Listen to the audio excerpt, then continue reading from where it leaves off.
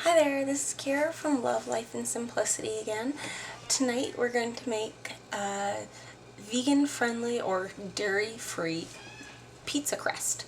I will show you the pizza start to finish, from pizza crust all the way, like the dough, all the way through to baked pizza. I am just making a simple cheese pizza tonight, nothing fancy, but for the pizza crust you're going to need 1 teaspoon dry active yeast. I keep mine just in a Ziploc bag in the fridge. Lasts forever that way, and we will be proofing it just to make sure that it's still good before we add all of our ingredients. And then you'll also need a half a cup of warm water. You want it warm enough that you can still put your finger in it, but not so hot that you can't keep your finger in there. What you'll also need 1 1/4 cups of all-purpose flour, a 1/3 teaspoon salt, 1 teaspoon olive oil, a half a teaspoon of dried oregano or mixed herbs of your choice, and a 1/4 teaspoon of garlic powder. Okay, let's get going.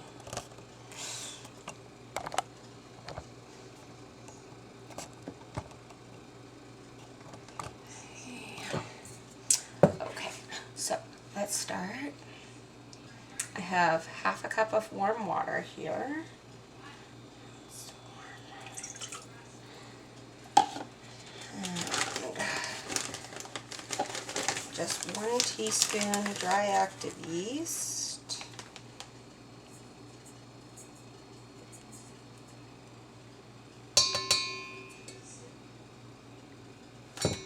Just leave that to sit just for a minute or two.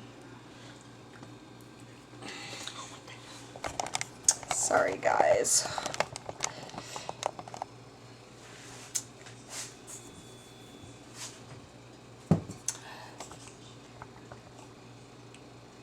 There we go. Okay, so you know your yeast is good if it starts to froth in the bowl. After a few minutes, you'll start to see it starting to poof up in the water.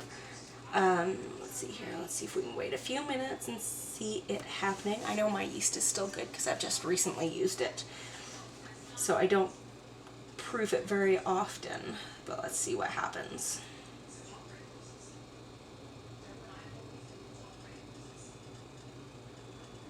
Yeah, there it goes.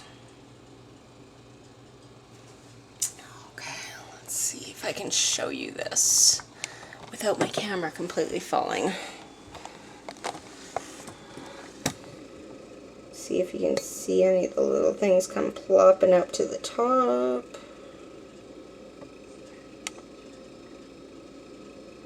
See all that little frothiness on the top there? Came up a couple minutes ago. That is my yeast coming alive.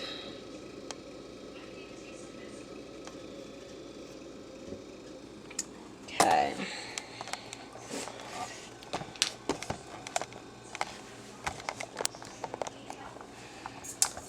Okay.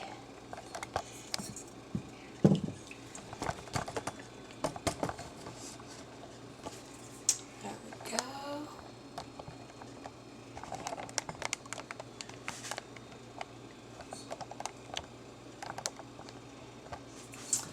Okay, so next we are going to put 1 1/4 cups flour.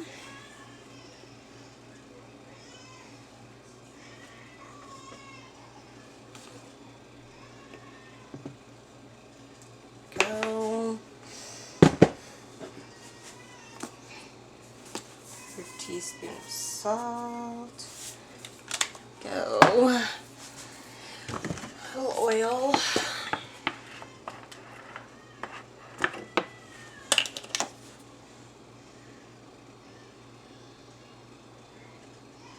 You can use whatever oil you happen to have on hand. I happen to, we have canola oil on hand at the moment. Oh, this darn camera is driving me nuts tonight.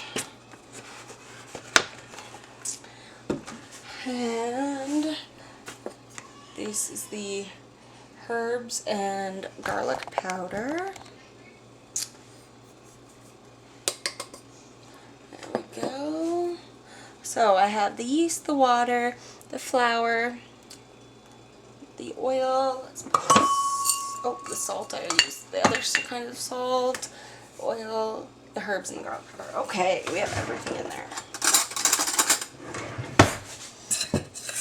Now, you just want to stir long enough just to combine it.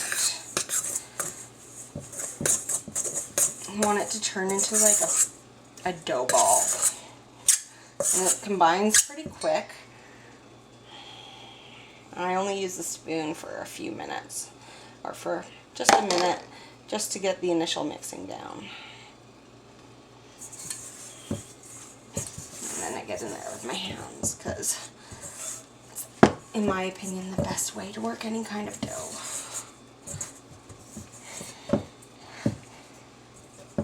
Okay. Now you don't want to overwork this. So once it is in a nice little ball in the center, just like that. See, it's all holding together, kind of flopping around in the bowl. Then you're going to take some cooking spray, because you need to, I use cooking spray sometimes, or a moist towel. I don't happen to have a towel handy.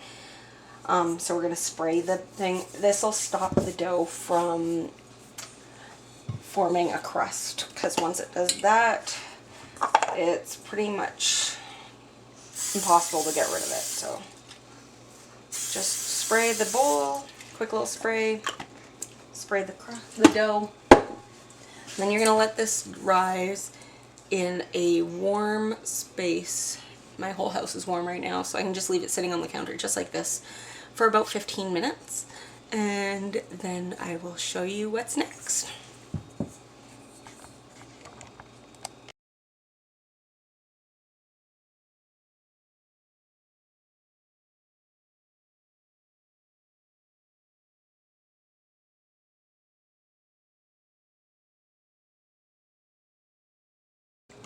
Okay, so now that we have waited the 15 minutes, I will show you. It has grown quite a bit. It's actually about double size, which is pretty good for only 15-minute rise time. So now we are going to take it and put it on this parchment-lined pizza sheet and spread it out. But first I'm going to take some all-purpose flour that I just keep in this little shaker and flour it a little bit. Doesn't take a ton, but and that just helps keep it from sticking. And I'll throw a little bit of flour over the top as well. And then you're going to take your hands and just kind of press it out. So while you're doing this, or waiting for your dough to rise, you'll want to heat your oven to 435 degrees Fahrenheit.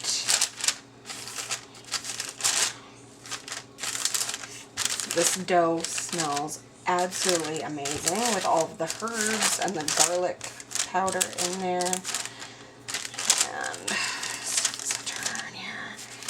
You just want to stretch it out to fit your pan, or to fit whatever size you want. Just keep in mind, the more you stretch it out, the thinner your pizza will be, or the less you stretch it out, the thicker. So there we go. And this will make approximately, I don't know, an average size medium pizza. So what we're gonna do now that I have it all stretched out on my pizza pan is I'm gonna put it in the oven for just 2 or 3 minutes, just to be able to pre-cook the dough just a little bit. Let's here, I'll get it in there and then I'll tell you why it would be that.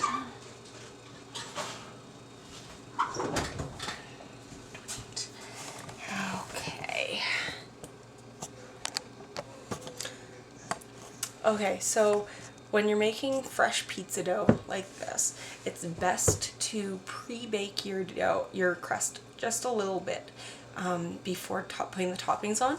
That helps it prevent it from getting soggy in the center from the moisture in all your sauce and the cheese and whatever toppings you choose to put on there. You can make this as gourmet as you like or as simple as you like. Normally I will put a large variety of vegetables and whatnot all over it, like pineapple and peppers and sun-dried tomatoes and mushrooms and the whole bit. Tonight I'm just in the mood for something simple, so I'm just going to make a regular cheese pizza. I'm personally dairy-free because of severe intolerance that we haven't found out from the doctors yet, whether it is an intolerance or an allergy. I get really sick whenever I have dairy. So I have a dairy-free cheese to put on this for myself. You can use whatever kind of cheese you want, meats, vegetables, whatever you enjoy on your pizza. You can do sausages or whatnot. Also, this dough is great to be able to make homemade frozen pizzas instead of paying $5 to $10 at the store for a frozen pizza and have tons of chemicals or additives for preservatives that you just honestly can't even pronounce. This is a great option to be able to make your own frozen pizzas. What you do is you make the dough up just as you normally would, even if you're going to bake it right away. And then you bake it at 425 for 3 minutes, just until it starts to puff up, but it's still pale white. And then you take it out, let it cool completely on a wire rack, and then you will put your pizza sauce on it and whatever toppings you're looking to put on, and then you put it straight in the freezer just like that for a couple hours until it's good and frozen. And then you'll take it out, you'll wrap it, and you'll put it back in your freezer to store it until you're ready to cook it. And that when you are ready to cook it, you just preheat your oven to 435 and cook from frozen. And it's so simple and it's easy. I'm going to get this out of the oven now and we'll see how it looks. Should be ready to be topped.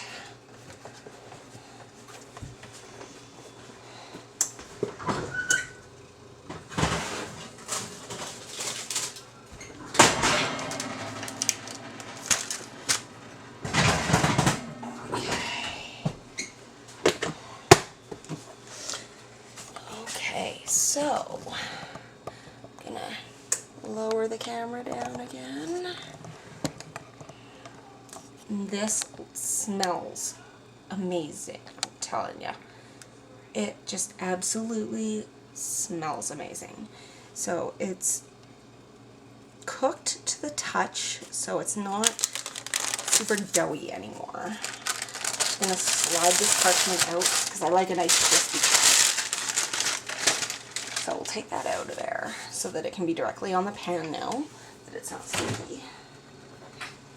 And my pizza sauce is right here.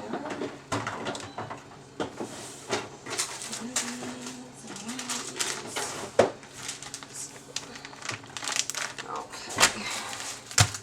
So I make my own pizza sauce and then I freeze most of it and then I fill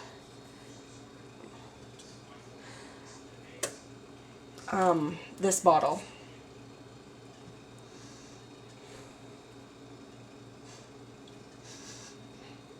I don't know if this is any good.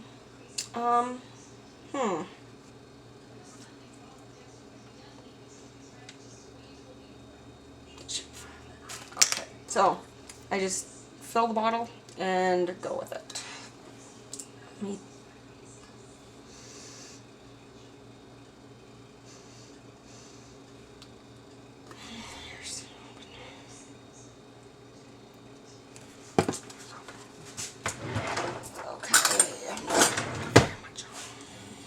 Now, I don't do a lot of sauce on my pizzas, So I'm just going to put a tiny bit and spread it out nice and thin, just enough for a little bit of flavor.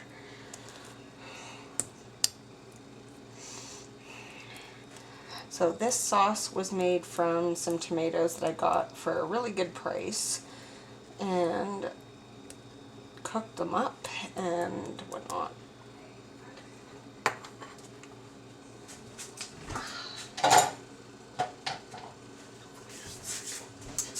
Okay, and then the cheese. So this is the brand of vegan cheese that I have, so that it's completely dairy free, and it melts pretty damn good compared to some other brands. And I'm just gonna put it on just like any other cheese.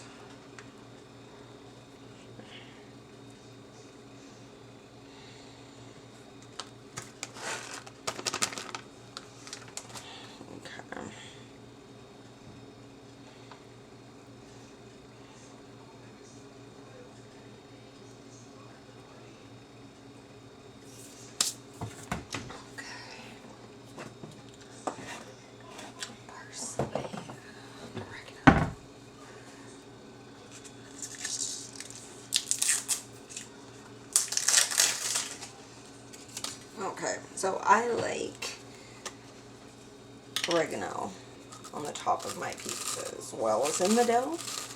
So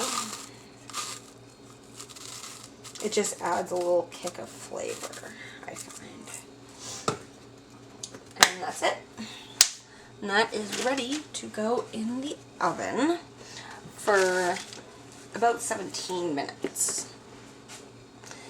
So here we go. Get that in the oven.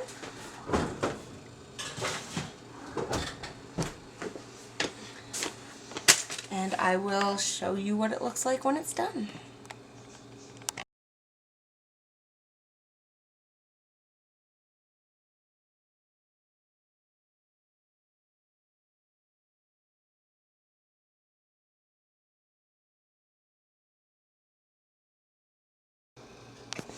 Okay, so it has been the 17 minutes, so I'm going to pull the pizza out of the oven and check it, see how it looks, and if it's done, show you guys.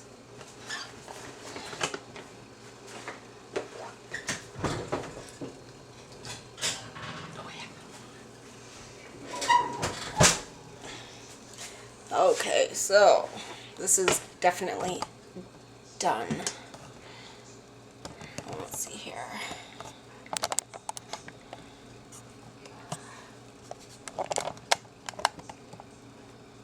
There you go. There you have it. Homemade pizza. And I guarantee this tastes far better than any frozen boxed pizza that you'll get from the grocery store. And it's dairy-free for those with allergies, egg-free for those with allergies and whatnot, or for those who are just trying to eat a simpler whole food diet. It is all natural ingredients, so nothing crazy out there for ingredients, and it is so good. It took me a long time to find a pizza crust recipe that I really liked, and one that was simple enough that on a whim, I'm just kind of feeling like pizza, I can throw it together and have a delicious pizza in really no time at all. So there you have it. Homemade pizza that is carnivore friendly, vegan friendly, dairy free friendly, whatever you want to call it. It is so yummy, and I hope you enjoy, and don't forget, I'll list the recipe in the description below, and don't forget to like, subscribe, and share with your friends if you think that they might like this recipe.